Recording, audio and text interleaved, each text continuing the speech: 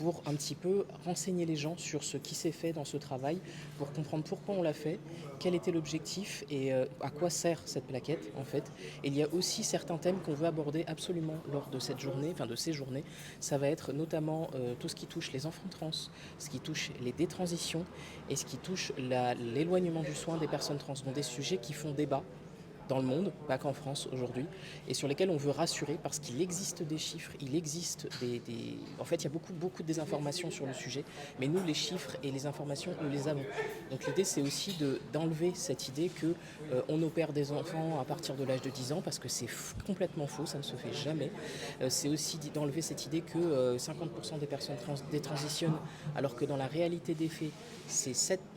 et que dans ces 7%, l'écrasante majorité est représentée par des gens qui n'en peuvent plus de la discrimination, qui n'en peuvent plus du rejet, qui n'en peuvent plus de la précarité, et qui décident d'endosser une fausse identité plutôt que de vivre leur vraie identité et de souffrir.